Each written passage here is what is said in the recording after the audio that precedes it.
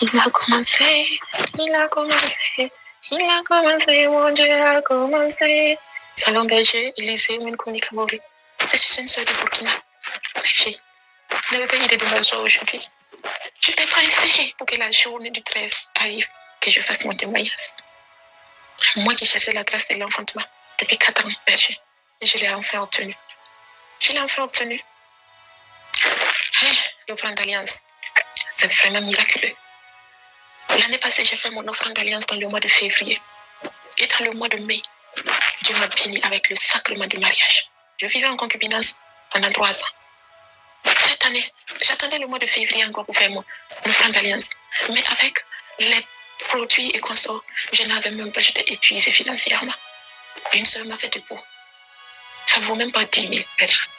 J'ai enlevé dedans pour faire l'offrande d'alliance. En novembre 2024, tellement il y avait harcèlement en belle famille, il y avait harcèlement au service. Moi et mon mari, on a décidé de débloquer 4 millions pour chercher un enfant, pour aller faire la fécondation in vitro. Le berger, on ne peut pas acheter un enfant. Un enfant, c'est vraiment un don de Dieu. Oui. Après notre intervention, nos 4 millions, nos efforts, tout est rentré dans l'eau. J'ai continué à prier, j'ai dit au Seigneur, tiens, l'enfant, c'est un don de Dieu, là, c'est vrai. Donc, donne-le-moi. Je continué dans la prière, à faire le rosaire. Et la semaine passée, le jeudi, j'ai fait sortir une parole de connaissance. Que cette semaine, ça serait une semaine de témoignage, d'action de grâce. J'ai dit au Seigneur, la même semaine, j'ai un rendez-vous au l'hôpital. Qui est mon témoignage sort dedans. Hier, mercredi, il y a une femme qui a témoigné dans ce matin. Elle a fait son test de grossesse avéré positif. En ce moment, je me rendais au laboratoire pour faire mon test. J'ai dit au Seigneur, si réellement tu utilises le berger Élysée tout ça pour que nos âmes puissent être sauvées, s'il est vraiment ton serviteur, parce que ce test dont je rentre pour faire là, ça soit positif. Parce que ton sang est mélangé au mien, mais toi, tu ne prends jamais la compte. Eh berger, hier autour de 10 heures, les résultats sont sortis. Je suis enceinte, Je suis enceinte, berger. Merci infiniment. Merci d'avoir sauvé mon couple. Merci, berger. Je sais que ce que le Seigneur a commencé, il va l'achever. J'invite toute femme qui cherche la grâce de l'enfantement à persévérer dans la prière, à s'accrocher avec le rosaire. Parce qu'il y a un pouvoir magique derrière le rosaire que nous, on ignore. Mais moi, je l'ai expérimenté. Je l'ai expérimenté, berger. Et la stérile est devenue médecin, maintenant maman de quelqu'un. Merci. Merci de continuer à prier pour moi. Waouh! Au nom du Père et du Fils et du Saint-Esprit. Amen. Frères et sœurs, aujourd'hui nous sommes le jeudi 13 février 2025. Je rends grâce à notre Dieu. Vous avez écouté le témoignage de cette sœur. Le témoignage de cette sœur est un témoignage émouvant. Le témoignage de cette sœur est un témoignage fort, merveilleux et glorieux. C'est l'occasion pour moi d'inviter mes frères et sœurs qui écoutent la semence matinale de faire l'effort de suivre les instructions. Les instructions que je donne sont des instructions inspirées. Oui, je peux le dire. C'est Dieu qui nous inspire. Il nous inspire sur la base de ce qu'il veut pour son peuple. Il nous inspire pour nous-mêmes. Et il nous inspire pour le bien de son Église. À lui soit donnée toute gloire, honneur, puissance et magnificence. Frères et sœurs, j'espère que vous allez bien. Non, je n'espère pas. Je crois que vous allez bien. Je crois que le Seigneur est en train de nous faire du bien au travers de ce message fort et merveilleux que nous avons commencé sur le mystère de la pauvreté. Nous avons dit avec la grâce de Dieu que nous allons aborder 7 points essentiels qui vont nous aider à comprendre le mystère caché derrière la pauvreté. Et premièrement, nous avons dit que la manière dont la pauvreté est perçue, selon l'homme, elle n'est pas totalement vraie. Une personne peut être dans le manque matériel, mais elle peut être dans une disposition particulière. Et nous avons dit deuxièmement que la pauvreté est un état de vie qui parfois se choisit ou parfois s'impose à l'homme. Permettez-moi aujourd'hui d'aborder la question de la pauvreté qui s'impose à l'homme. Alors la pauvreté qui s'impose à l'homme, c'est un état de vie, de manque, manque, je vais dire ça comme ça, de pauvreté, de misère qui s'établit dans la vie d'une personne et qui reste dans la vie d'une personne malgré les états, malgré les efforts pour être plus exact, malgré les prières, cette personne va se voir en train de subir la pauvreté, en tout cas dans tout son sens. Beaucoup de personnes vivent ça. C'est ce pourquoi je dis qu'il y a une vérité essentielle à comprendre. Dès l'instant où tu réalises 3 choses dans ta vie, il faut savoir que tu es victime d'une œuvre de pauvreté qui est imposée dans ta vie. Premièrement, lorsque tu constates que dans ta vie, il n'y a aucune volonté de rechercher la prospérité, de rechercher la richesse. C'est comme si tu étais aveugle. C'est comme si tu étais là comme ça et tu subissais les choses. Deuxième chose dans la vie d'une personne qui peut nous emmener à discerner que cette personne vit une forme de pauvreté imposée, c'est la paresse. Et quand c'est comme ça, toi-même, tu ne te rends pas compte que tu es dans la paresse, que tu es paresseux, mais tu es en train de vivre la paresse. Troisièmement, si cette chose est dans ta vie, c'est qu'il y a une forme de pauvreté qui t'est imposée. C'est ce que j'appelle les aboutissements d'échec ou de l'échec sans motif, sans raison. C'est-à-dire que tout aboutit à l'échec, mais quand tu t'assois, tu ne peux pas quantifier ou justifier avec exactitude pourquoi est-ce que tu as échoué, pourquoi est-ce que tu es dans le manque, pourquoi est-ce que tu es dans la pauvreté. Pendant que je parle, le Saint-Esprit me donne 2 autres points que je vais ajouter sur les 3 premiers points que je viens de donner, qui vont nous aider justement à comprendre les formes de pauvreté qui sont imposées à des personnes. C'est ce que j'appelle la pauvreté issue de la lignée. Il y a des pauvretés qui sont rattachées à notre lignée. Et quand c'est comme ça, tant que vous ne vous levez pas, tant que vous ne vous battez pas, vous allez subir la loi de la lignée qui va faire que malgré vos efforts, malgré les connexions, les opportunités et tout, vous allez vous voir en train de subir la pauvreté. Mais je prie que Dieu te sorte de cette forme de pauvreté qui t'est imposée.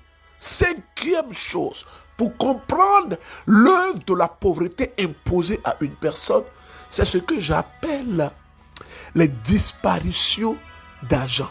C'est-à-dire que tu es là, l'argent disparaît. Écoutez-moi bien, l'argent disparaît. J'avais abordé ça dans le mystère de l'oiseleur, le filet de l'oiseleur.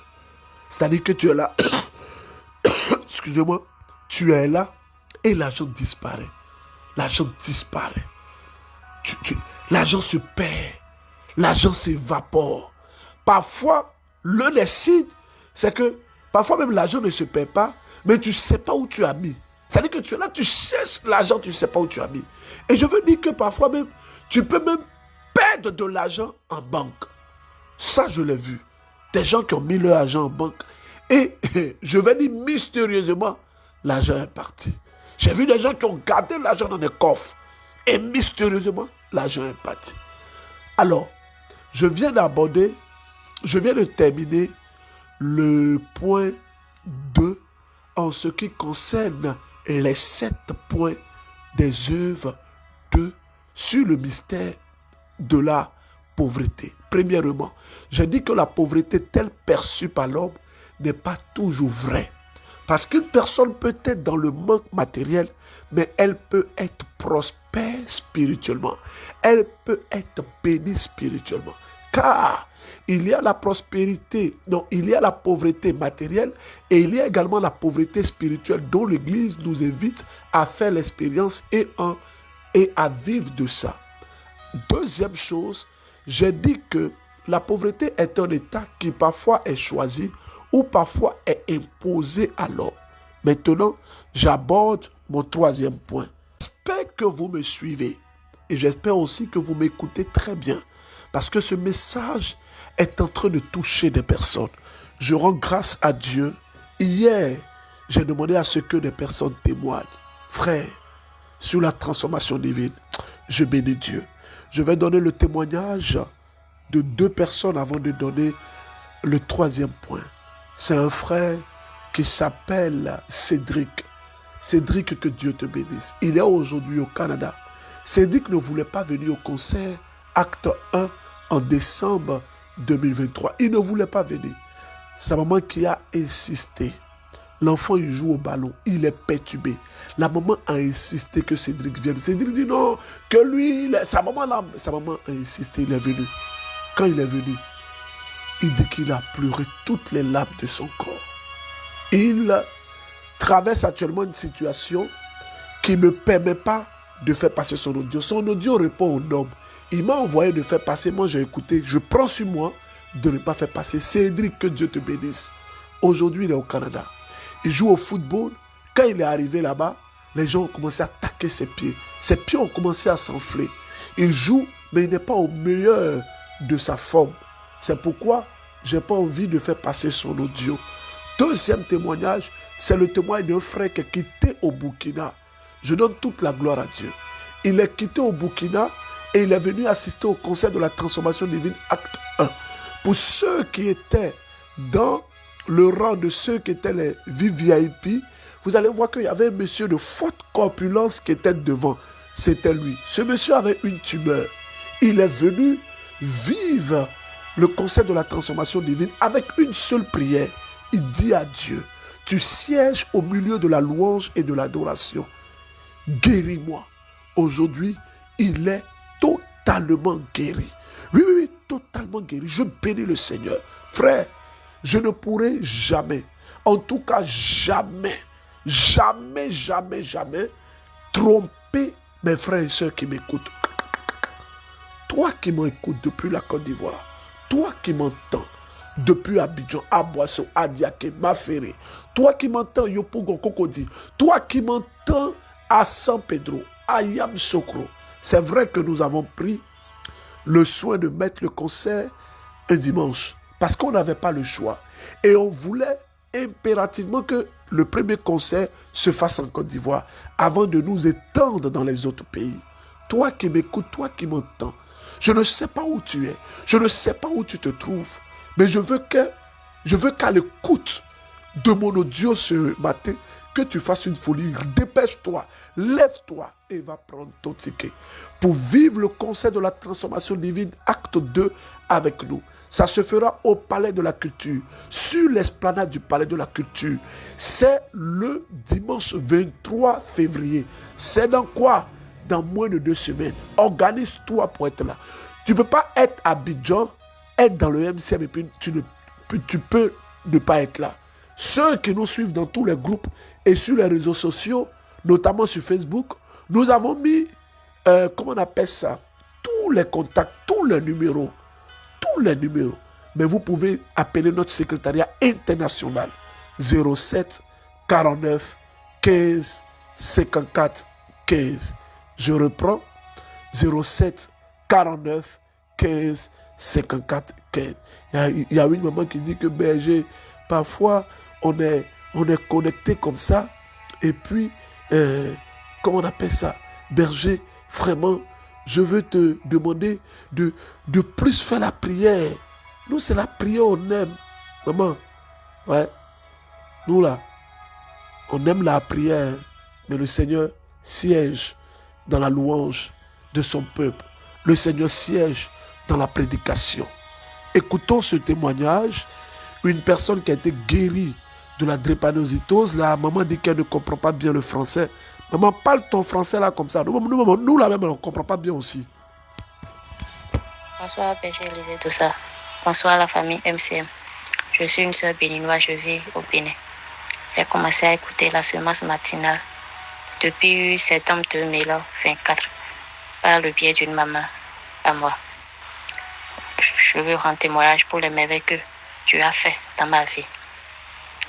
Je vis une situation vraiment accablante.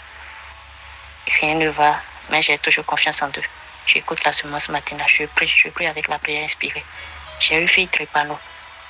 Elle tombe souvent malade. Mais avant la rentrée passée, j'ai prié, j'ai demandé à Dieu que Dieu guérisse ma fille. Que Dieu guérisse ma fille des douleurs qu'elle a, de sa maladie. Quand elle va au sport, c'est fini. Elle revient avec des douleurs. Maman, j'ai mal et c'est fini. On se retrouve à l'hôpital. J'ai des têtes au cou. Mais l'Éternel des amis m'a écouté cette année. Elle a guéri ma fille du drépano. Elle fait maintenant le sport chaque jour. Elle n'a plus jamais de crise. Je dis bien, elle n'a plus jamais de crise. Elle se porte à merveille maintenant. Elle aime tellement la chante Inès. Surtout la chanson Cette année, je serai devant là. C'est ça, elle écoute. Je viens rendre grâce à Dieu pour toutes ces merveilles dans ma vie. Je sais que Dieu a commencé et il va achever dans ma vie. Ah, Shadabraso Dabababa. Maman, quand nous serons au Bénin, je ferai l'effort de ce que la chante Inès passe visiter votre fille. Parce qu'elle a aussi un charisme. Elle a aussi une grâce. C'est ça le MCM. Le MCM, ce n'est pas une affaire du berger. Non, c'est le berger seulement. C'est lui que Dieu utilise. Et c'est que vous attendez les autres points. Il n'y a pas de problème, on va donner ça. Mais permettez-moi d'aller en France parce que les gens de la France, là, se fâchent beaucoup. On dit non, berger, on a témoigné, c'est pas passé. Voilà. Il faut que vous puissiez témoigner. On écoute ce témoignage de ce frère et puis je commence à prêcher. Shalom, shalom, famille MCM. Je viens aujourd'hui rendre gloire à Dieu pour ses merveilles dans ma vie. Parce qu'il me témoigne encore une fois qu'il est dans la barque et que la barque ne chavira jamais. Au fait, je suis étudiant en France. C'est ma première année d'études en France. Et comme tout autre étudiant, vous savez, nous sommes confrontés à beaucoup de difficultés, notamment la recherche d'un job étudiant. Du coup, depuis mon arrivée sur le sol, je cherchais vite un job étudiant parce que le loyer s'accumulait, les frais du loyer s'accumulaient, il fallait vite que je paye. C'est vrai, papa faisait ses efforts pour toujours envoyer, mais ça ne pouvait pas suffire. Et du coup, il fallait vite que je trouve un job étudiant. Je rappelle que à chaque fois que je dois prendre le métro pour aller à l'université, de chez moi à l'université, j'ai 30 minutes de route. Et ces 30 minutes-là me servaient à chaque fois à écouter la semence matinale. Je l'écoutais chaque fois. Et ça n'a pas duré. La semaine passée, je me rappelle plus tellement du jour où le berger disait que de saisir quand il proclame, il annonce des paroles, de saisir ces paroles pour soi-même. Et vous dites que dans les 2 semaines à suivre, notamment à partir de cette semaine, il y a beaucoup de choses qui vont se passer, beaucoup de grâce, voilà. Et j'ai saisi, et voilà, j'avais déposé des CV un petit peu partout. Alors, je me suis dit, hier lundi, dès que je sors des cours, je vais encore recommencer à déposer les CV.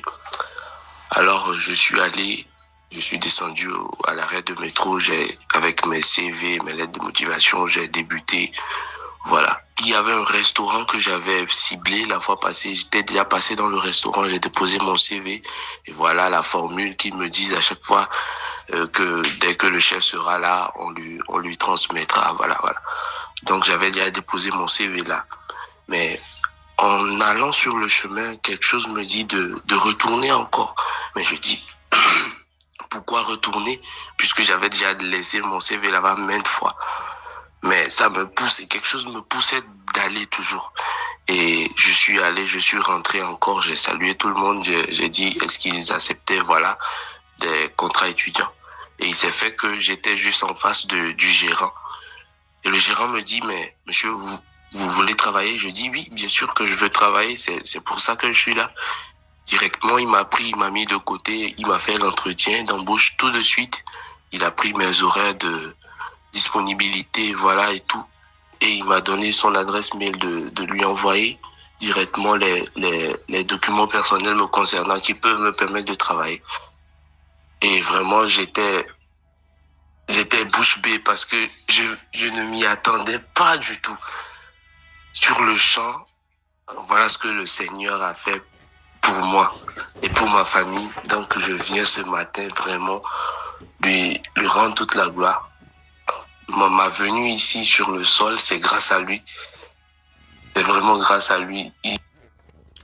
Je veux prier pour toutes les personnes qui se trouvent sur des terres étrangères. Je prie pour vous. Vous qui vous trouvez à l'étranger. Oh, je connais ce que c'est qu'être à l'étranger. Je connais ce que c'est qu'être à l'étranger. Je prie que Dieu vous ouvre des portes. Je prie qu'il vous ouvre des portes.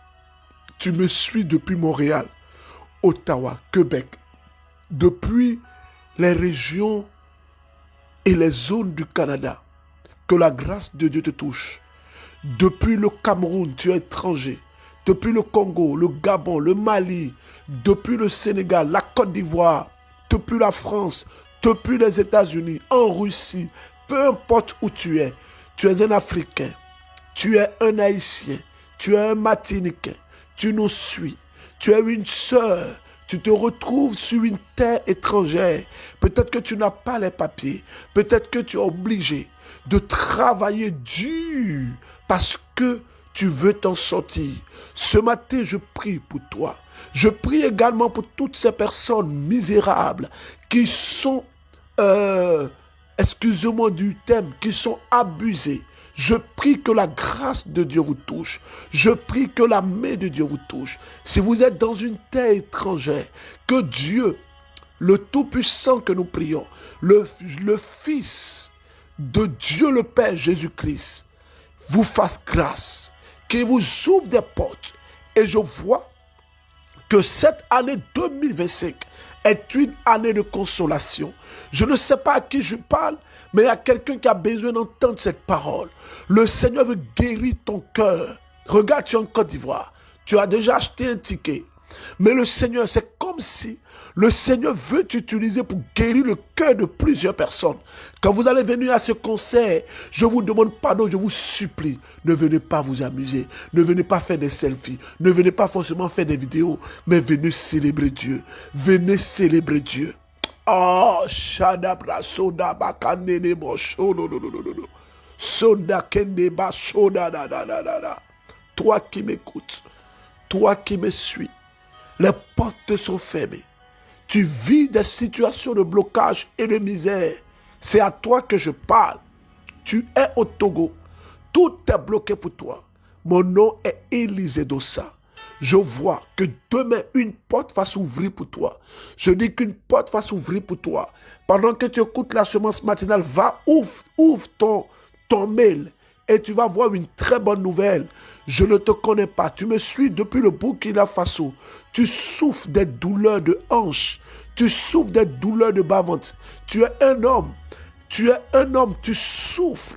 Tu souffres de la sciatique. Je ne te connais pas. Je ne vois pas le pays dans lequel tu es. Mais le Seigneur est en train de te toucher. Il est en train de te toucher. Je casse les chaînes maintenant au nom de Jésus-Christ de Nazareth. Maroc, préparez-vous. Nous allons mettre en place le MCM Maroc.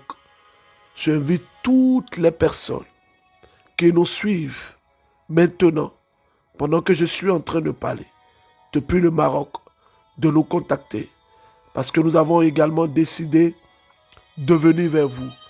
Mais vous devez nous contacter où? Je vous invite à nous contacter sur ce numéro.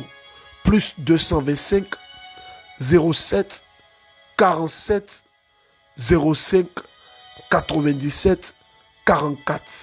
Je reprends 07 47 05 97 44. Contactez-nous, dites simplement bonjour, je suis au Maroc. Nous allons vérifier et nous allons vous ajouter dans le groupe MCM du Maroc. N'oubliez pas, notre film sort aujourd'hui à 18h. Goumen Gospel. C'est un film qui parle du discernement dans la vie et qui parle également des forces occultes, qui parle également du mariage. Je suis sûr que quand vous allez goûter ce film, vous allez venir me donner des messages. Vous allez venir me dire, berger, voilà, voici ce que le Seigneur a fait. Korabasoda brasoda, laila shada brasoda katele basha, lebo sontolo bracha. Je n'ai pas oublié.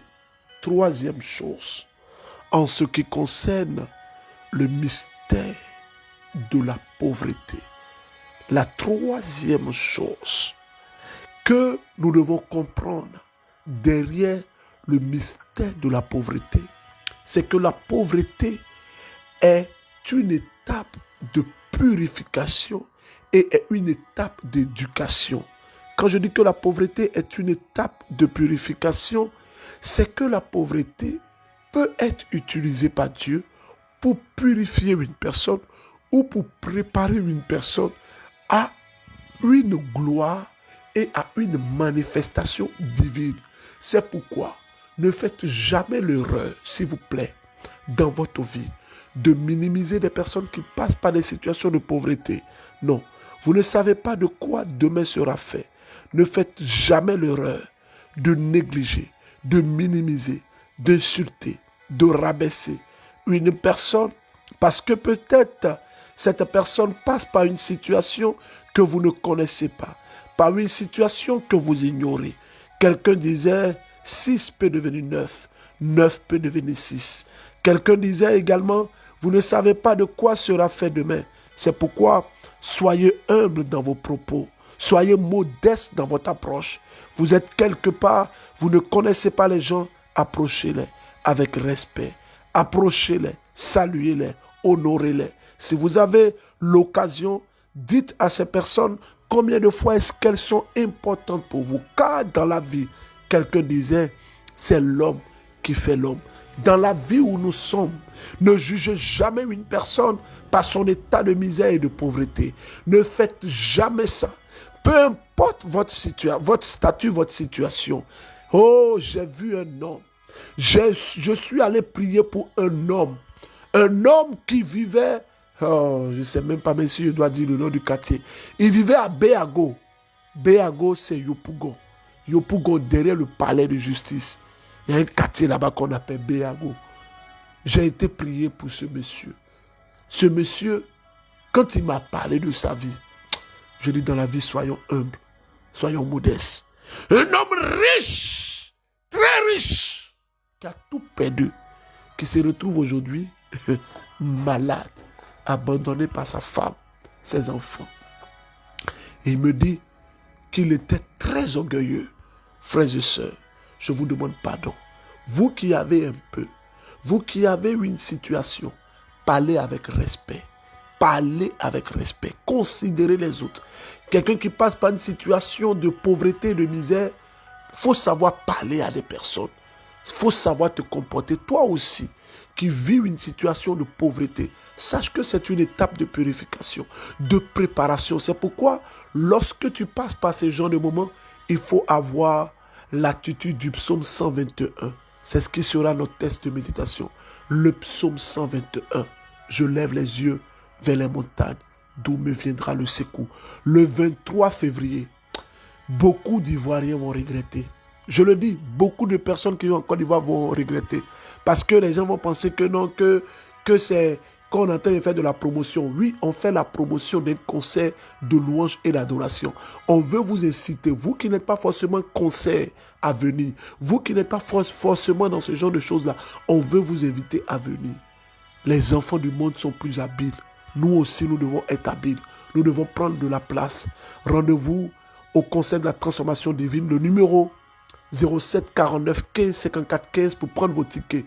L'offrande d'alliance, nous allons terminer, j'avais dit le 15, mais nous allons terminer le 16.